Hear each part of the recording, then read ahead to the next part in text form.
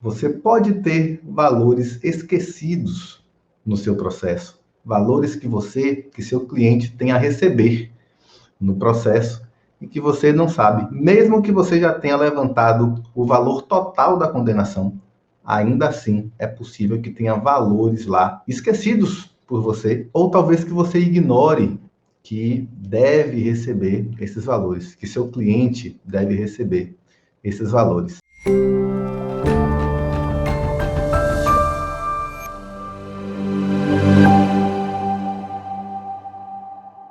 Perceba que eu não estou falando aqui do valor da condenação, alguma coisa que você tenha esquecido lá, que não foi pago, etc. Não é disso que eu estou falando. É um valor que você mesmo, que seu cliente pagou ao tribunal e que, eventualmente, você pode ter esse valor restituído. Como foi que eu cheguei nessa conclusão? Como é que eu saquei isso, sendo que é uma coisa que quase ninguém fala? Quase ninguém não, ninguém, tá? Nunca ouvi ninguém especificamente falar sobre isso, não. Eu estou falando aqui de custas que devem ser restituídas para o seu cliente, né? No caso, a não ser que você estivesse advogando em causa própria. Qual é o X da questão aqui, Hugo? Me explique, tá? Você está fazendo muito mistério.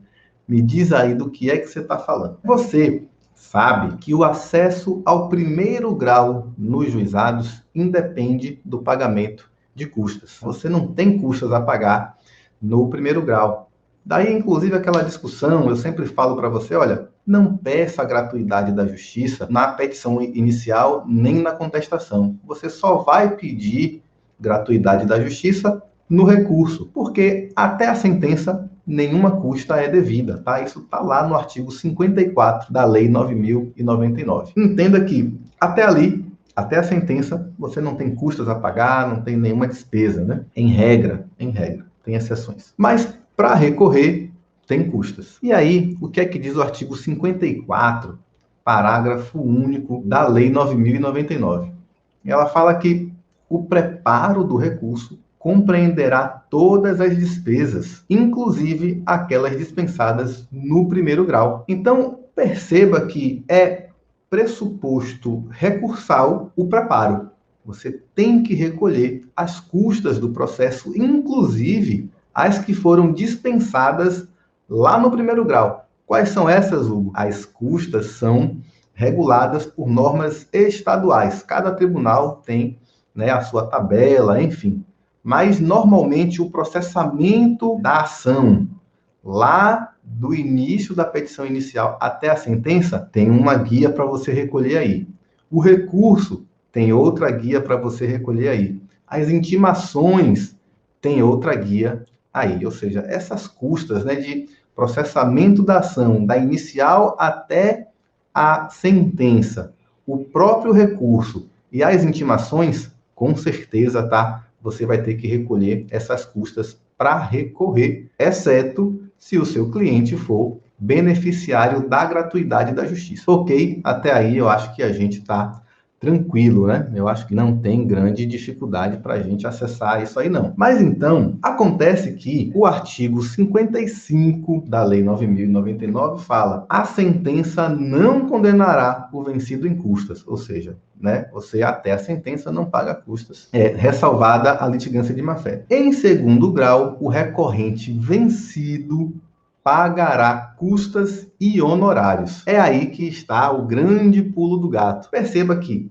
obrigatoriamente, para recorrer, você vai ter que antecipar o pagamento das custas, porque isso é pressuposto recursal, está lá no artigo 54, parágrafo único da Lei 9.099. Mas isso que você está fazendo é a antecipação do pagamento das custas. Você está garantindo o pagamento das custas caso, eventualmente, seu cliente venha a sucumbir. Quer dizer, caso o recurso dele não seja provido. Tendo o recurso improvido, aí sim vem a obrigação do pagamento das custas. O pulo do gato vem aí. Por quê? Para recorrer, você já pagou as custas, sem saber se, de fato, está obrigado a pagar as custas. Isso só vai ser decidido com o julgamento do recurso inominado. Então, digamos que o recurso do seu cliente seja improvido.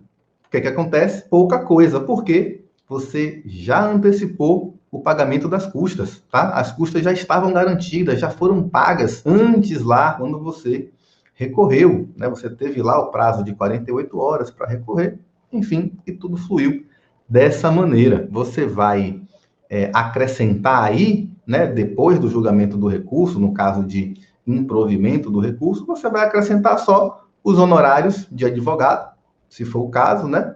Se houver essa condenação, se a outra parte estava acompanhada de advogado, né, o recorrido, e também eventual condenação, se isso aconteceu, né? Mas as custas já tinham sido pagas. Agora, acompanhe o meu raciocínio e se você for vencedor no recurso, se seu cliente for vencedor no recurso, ele antecipou as custas, ele já pagou as custas para recorrer, exceto se ele era beneficiário da gratuidade, mas vamos trabalhar com essa hipótese de que ele não é beneficiário da gratuidade. Então, ele já antecipou as custas e teve o recurso provido. Ele se sagrou vencedor no recurso. O que acontece, então?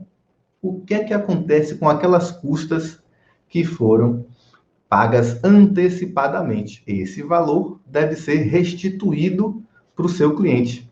É disso aqui que a gente está falando. Quase ninguém sabe disso. Quase ninguém. Ou seja, tem muita gente deixando dinheiro na mesa, né? Literalmente, dinheiro que é seu, do seu cliente.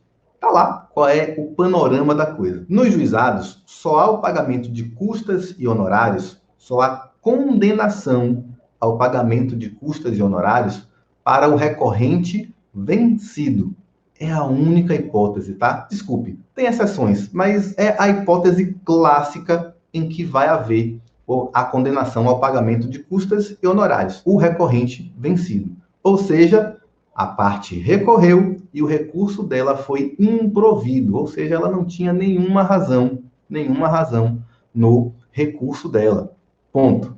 Tem outras exceções, Hugo? Me fala aí. O recurso não conhecido, também há previsão de pagamento de custas, isso aí já num enunciado do FONAGE, e no caso de litigância de má-fé, mas aí já é a exceção da exceção, tá? Normalmente é isso aí que você tem. Só que, ao mesmo passo em que a lei estabelece isso, que é o recorrente vencido que paga custas, antes de saber o resultado do recurso, ele já teve que antecipar o pagamento das custas. Então, ele teve que pagar antecipadamente as custas para garantir o pagamento delas. É só uma antecipação mesmo, né? O valor fica lá à disposição. E aí, com o resultado do julgamento do recurso, é que se vai decidir se a parte está condenada a pagar as custas, e aí ela perde aquele dinheiro, ou se ela não tem obrigação de pagar as custas, se ela está liberada de pagar as custas, já que o recurso dela foi provido. Então, essa é a situação em que você vai ter valores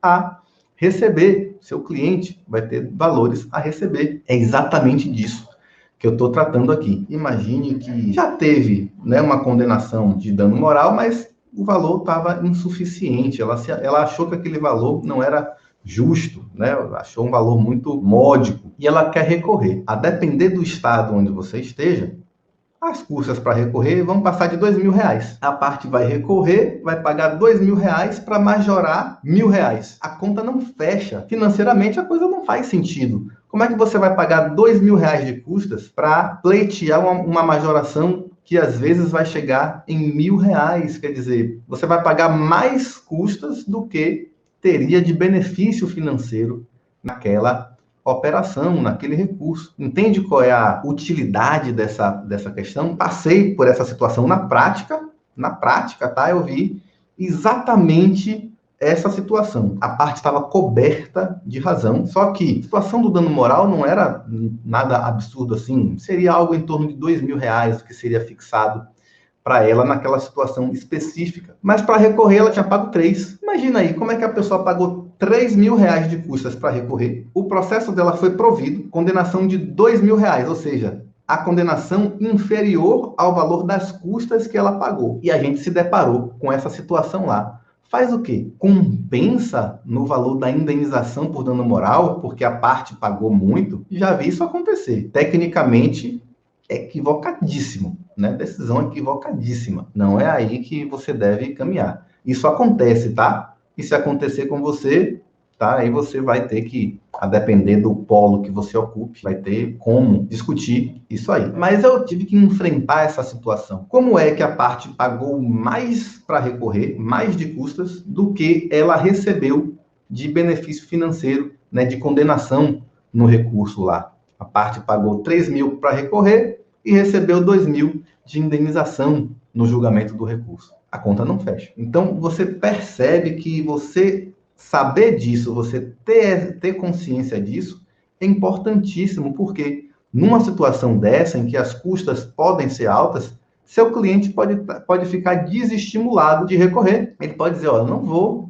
porque não faz sentido. Não faz sentido se você não sabe que você vai poder ter aquelas custas restituídas no final. Você não vai encontrar isso aí fácil. Não vai ter ninguém dizendo isso para você. A grande discussão é que o pedido é dentro do processo ou em outro lugar. Como é que isso faz? Como é que se faz isso? Depois de muita busca, de muita discussão, cheguei na informação de que é um pedido administrativo. Então, você não vai requerer esses valores no processo, não, tá? Não vai requerer isso ao juiz. Ele não vai deferir isso para você.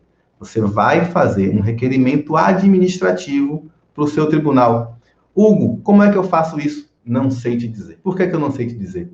Porque assim como as custas, o procedimento de restituição das custas também acontece de estado para estado. Muda de estado para estado. O regulamento é do tribunal do seu estado. Então você vai ter que buscar aí essa informação, como é que você tem esses valores restituídos. Mas, com certeza, né, o primeiro passo é você localizar o setor de custas do seu tribunal. Localiza o setor de custas e aí o pessoal vai conseguir te dar essa orientação. Mas, além disso, como é que eu faço? O que é que você me sugere fazer? Bom, eu sugiro que você já vá nesse setor com uma documentação mínima, porque isso também deve variar de estado para estado, mas você vai ter que ter em suas mãos o comprovante do pagamento das custas e a publicação da decisão que deu provimento ao seu recurso. A documentação mínima, na minha visão, que você vai precisar para requerer a restituição desses valores. O comprovante de pagamento das custas e a publicação da decisão que deu provimento ao seu recurso. Isso aí, para mim, é a documentação mínima. Não sei se no seu estado vai haver a exigência de alguma outra coisa, tá? Ou de uma procuração específica, por exemplo, com poderes específicos ou algo assim. Eu digo a você que a gente tem aí uma situação bem escondida, porque nenhum tribunal divulga isso. Nas tabelas de custas, você encontra a tabela de custas dos tribunais, mas ninguém fala do procedimento de restituição desses valores. Como é que a gente tem esses valores restituídos? Os tribunais não têm interesse em divulgar essa informação, né? Não tem interesse. Você vai buscar aí, vai procurar, não vai achar, eu já procurei. Mas o caminho que eu digo para você é esse aí. Requerimento administrativo, localiza aí o setor responsável pelas custas no tribunal do seu estado e boa sorte. A única coisa que eu peço para você agora é o seguinte: vasculhe seus processos em que você teve um cliente que não era beneficiário da gratuidade da justiça. Veja lá se ele pagou custas para recorrer. Outra situação em que também, mas essa situação é mais complexa, é quando você tem um beneficiário da gratuidade da justiça que é sucumbente no recurso. Mas aí você precisa preparar muito bem o terreno. Quando você está lá pelo recorrido e o beneficiário da gratuidade da justiça é sucumbente no recurso, quer dizer, o recurso dele é improvido, você pode ter valores a receber também nesse processo, tá? Amigos, muito obrigado pela companhia de vocês. Grande abraço. Tchau, tchau.